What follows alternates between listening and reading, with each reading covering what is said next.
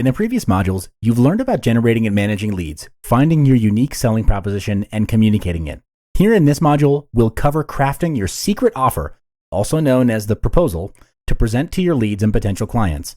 It's a secret because they only know your offer after they've been pre-qualified. You don't want your rates to be publicly known by your competitors. There are 3 sections in creating your secret offer. The first section is, where's the business at?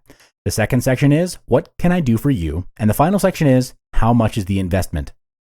Section 1, where's the business at? Before you start, ensure that you have the necessary formatting and standard information. These are your company logo, address, contact number, email, website, and date of proposal. After that, start off by highlighting the situation of the business. Write this section using a point A to B formula. Point A is where the business is at currently. Point B is where the business wants to go. Ideally, keep it to 2 paragraphs, with the first paragraph as point A and the second paragraph, you guessed it, as point B. This helps with clarity in your communication. These points are obtained from the research done on your leads in Module 1, Lead Generation Strategies, where you observed your lead's business, did online research, or interviewed them. Point A to B can also be expressed as problem and solution. Point A, of course, is the business problem or challenge, and point B is your proposed solution. Section 2. What can I do for you?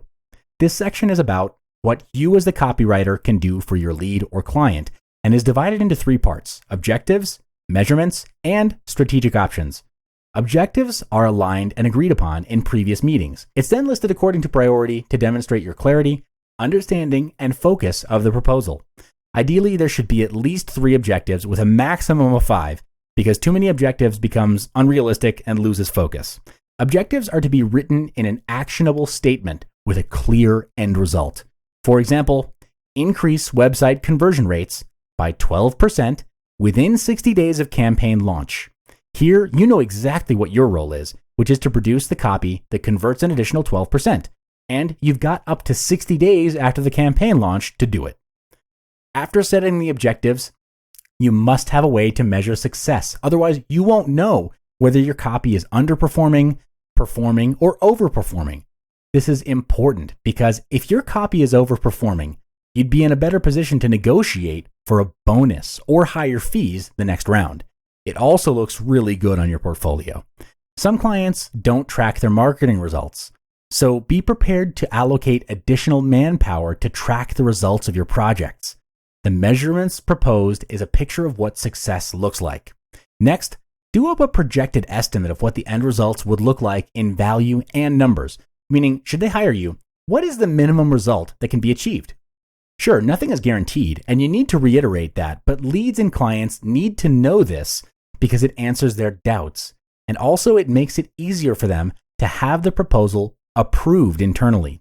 The estimates are conservative because you want to set this up so that you over-deliver consistently. The areas where you need to estimate are areas like sales, monthly or annual, conversions, clicks, and open rate. This part is the most important part of Section 2, and it's here that you demonstrate your value and expertise as a copywriter. In this part, propose at least 2 with a maximum of 3 options for your client to choose and achieve the business goal. Option 1 starts with the bare minimum, and the next option after that is a build-up of the previous option. The reason you're doing this is 3-pronged. First, you're showing your thought process and that you're able to think about strategy and execution. Second, you're giving your client flexibility to choose based on their marketing and advertising budget. Third, you want to be able to do more for your client because doing more equals adding more value, equals more business, equals future repeat business. Next, state when you can start and how long it will take for the project to complete. This helps you and your client to manage your own respective timelines, as you or your client may be in the middle of another big project that's demanding. Finally, end this section by outlining roles, responsibilities, and accountabilities for both yourself and your client. This part needs to be clear and concise to avoid miscommunication and ensure that all gaps are covered. Section 3, how much is the investment? In this final section, it's all about pricing your services. You should always refer to your professional fees as investment because the word fee implies money paid, whereas the word investment implies money paid now, which gives returns in the future. There are 3 ways to price your services, which are time, deliverables, and value of the project. The best way to set the investment is according to the value of the project. This allows your professional rate to match the project regardless of if it's a low or a very high value. It also gives you the flexibility to approach clients of different levels. Do state your payment timing as well, whether it's a 30-day or a 15-day payment schedule or a half payment up front and balance half payment after project has been completed. To entice your client to pay in full upfront, you can consider including a 10% rebate as a reward. Finally, end this section with your signature and a space for your client to sign and seal a deal. The necessary details are name, signature, and date.